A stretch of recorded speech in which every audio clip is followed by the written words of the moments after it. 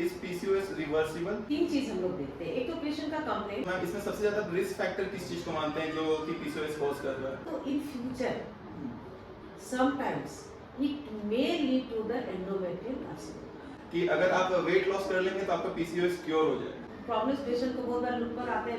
Usually it is not painful, क्योंकि आपकी जो शारीरिक एक्टिविटी कम है, so the internal system is also inactive. PCOS में सबसे ज्यादा वल्नरेबल कौन सा एज ग्रुप रहता है?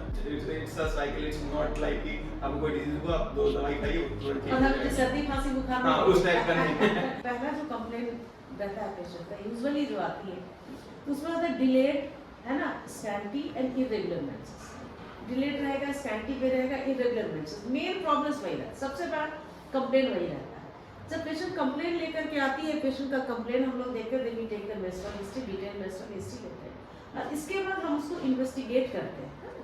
तो during investigation we go for the blood investigation, जिसमें हार्मोनल ऐसे करते हैं, जिसमें एफएसएच है ना, follicular stimulating hormone and luteinizing hormones, ये हम लोग usually we do at the second और थर्ड डे ऑफ मिनट्स। कभी भी नहीं करना, सेकेंड और थर्ड डे ऑफ मिनट्स में करेंगे, है ना, पीरियड्स में करना है। तीन चीज हम लोग देखते हैं। एक तो पेशेंट का complaint of the patient, second on examination look of the patient, ठीक है, clinical examination of the patient, then investigations. Investigation includes blood investigations and others. Ma'am PCOS में सबसे ज्यादा वल्नरेबल कौन सा एज ग्रुप रहता है? Usually teenage group. Teenage group. जो हमारे पास अब तक जो पेशेंट आई है, मैंने देखा टीनेज ग्रुप से ही स्टार्ट हो। आजकल पेशेंट ज्यादा टीनेज ग्रुप की पेशेंट आती है, then up to the 30 years maximum. हां 30 तक व्हेन यू कैन टीनेज से लेकर के 30 इयर्स के आसपास में ज्यादा। मैम एक बहुत ही कॉमन मिथ है कि जैसे अगर you don't need to get pregnant then you don't have to worry about PCOS. Is it true? No, worry तो करना ही है, क्योंकि अगर पीसीओएस होते हैं तो दो तीन चीजें होती है कि तो look of the patient, problems patient को बहुत बार लुक पर आते हैं, जैसे कि हिस्टोटिज्म का हिस्ट्री रहता है कि पेशेंट के फेस में हिस्टोटिज्म वगैरह होने लगते हैं, एक नहीं आने लगते, एक तो ये हुआ। एंड सेकेंड, अगर पीसीओएस में जो डिलेड मेंसेस होता है तो main cause is the continuous estrogen. Estrogen सबसे ज्यादा होता है, ठीक है ना। एस्ट्रोजन अगर आपका डिलेड मेंसेस है तो मोस्टली देयर इज एस्ट्रोजन, और ये जो पीरियड्स आते हैं ना वो अनओवुलेटरी होते हैं। तो अगर एस्ट्रोजन ज्यादा रहेगा तो in future sometimes it may lead to the endometrial carcinoma, ठीक है ना। ये इसका बहुत बड़ा साइड इफेक्ट, सबको नहीं होता है, लेकिन सब परसेंटेज मैं भूल रही हूँ, लेकिन परसेंटेज में there is chances of the endometrial carcinoma. और मैम ये जो डिलेड पीरियड्स आएंगे वो मतलब कि यूजुअल से ज्यादा पेनफुल रहेंगे या नॉर्मल रह सकते हैं? तो तुम जिंदगी भर तुम दवा नहीं खा सकती। Usually it is not painful. Usually it is not painful. Okay ma'am इसमें सबसे ज्यादा रिस्क फैक्टर किस चीज को मानते हैं जो कि पीसीओएस कॉज कर रहा है? सबसे ज्यादा रिस्क फैक्टर है that is the unhealthy lifestyle. Okay first yes unhealthy lifestyle, और आजकल जो है कि फिजिकल एक्टिविटी का बिल्कुल कम होना। यस और इन दिस डेज जो है कि एक तो ये हुआ, एक तो मोबाइल का जमाना है कि यूजुअली लोग फिजिकल एक्टिविटी नहीं करके, है ना, दिन भर वो मोबाइल पे बैठे रहते हैं। एक तो पहला हुआ फिजिकल एक्टिविटी। सेकेंड है अगर आप लेट नाइट तक अगर आप मोबाइल पे हैं या आप उस पर देख रहे हैं तो हाँ एकदम स्लीप साइकिल डिस्टर्ब होगा, अनहेल्दी लाइफस्टाइल आपको हो जाएगा। एंड द फूड है, और in this day the food है कि ज़्यादा लोग जंक फूड ज़्यादा खाना पसंद करते हैं, और जो घर का जो बना हुआ हेल्दी फूड वो लोग लेना नहीं चाहते हैं। पीसीओएस से जनरली ओबेसिटी को कंपेयर किया जाता है, और उसमें अगर लोग बोलते हैं कि अगर आप वेट लॉस कर लेंगे तो आपका पीसीओएस क्योर हो जाएगा। 100%, लेकिन कुछ परसेंटेज में तो क्योंकि यूजुअली जो तुम्हारा जो पीसीओएस होता है तो इसमें है कि अगर आप एक्टिविटीज आपकी नहीं है तो दैट इज द इंसुलिन पर फर्क पड़ता है ना। yes.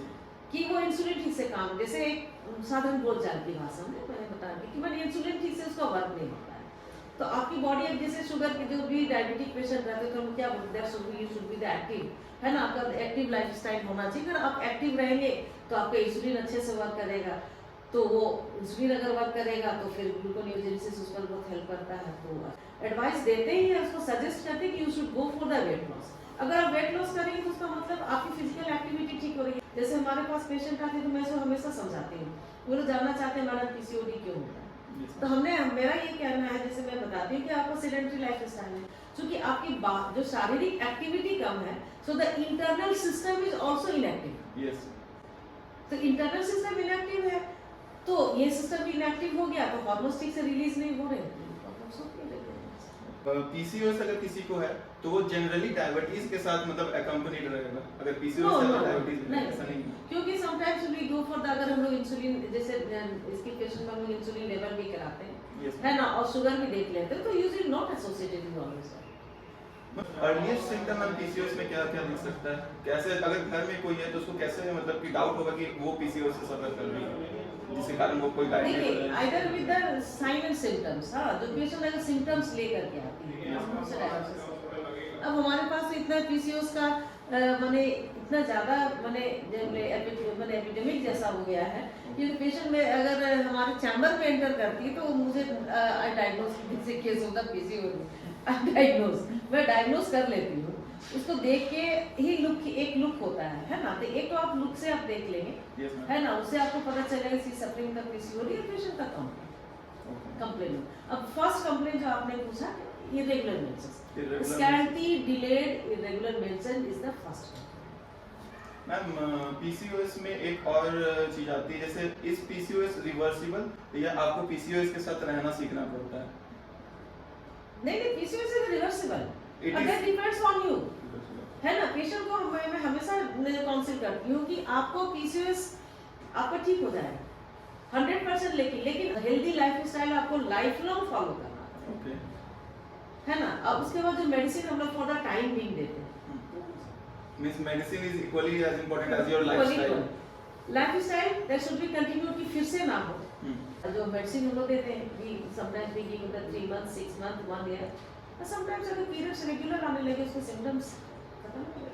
So we can say that if a girl is diagnosed with PCOS, after some time, if she follows the medicine and lifestyle, she can lead a normal life. Normal है, हाँ। Ma'am last हम लोग question है आपका, कोई ऐसा case study जो आप लोगों से डिस्कस करना चाहें अबाउट पीसीओएस, जो अपने पेशेंट्स में आप देखा हो? नहीं, आपको याद यूजुअली है? जो पीसीओएस के जो पेशेंट्स आते हैं इनफर्टिलिटी लेकर के, हमने देखा है कि तो यंग लड़कियां आती हैं, तो यंग लड़कियां आती हैं तो मैं उनको यही बताती हूँ कि आपको लाइफस्टाइल ऐसे करना, ये करना, उसको धीरे धीरे मेडिसिन 6 महीना साल भर मेडिसिन चलता है, फिर मैं धीरे धीरे मेडिसिन बंद करती हूँ। मैं उनको यही बताती हूँ कि मैं मेडिसिन बंद करूंगी, उसके बाद भी तुम्हारे पीरियड्स रेगुलर होंगे, सब कुछ, उसका मतलब पीसीओडी खत्म। अब तुम्हारा फिर पीरियड्स का प्रॉब्लम होगा तो तुम जिंदगी भर तुम दवा नहीं खा सकती, तो उसके साथ तुम्हारा लाइफस्टाइल बिल्कुल सही रहेगा, तो एवरीथिंग विल बी हेल्दी, यही हम लोग मान के चलते हैं, तो उसमें उसको फायदा तो पेशेंट को होता है।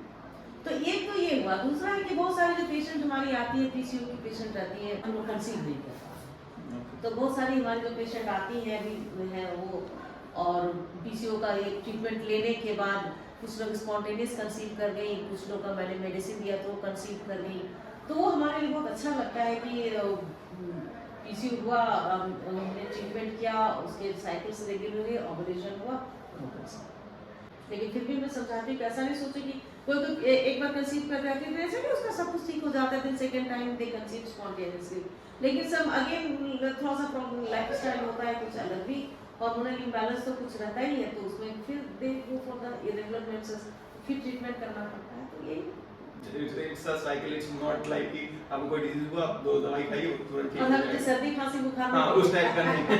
टाइफाइड मलेरिया नहीं, You have to maintain it. हाँ, ये आपको अगर आप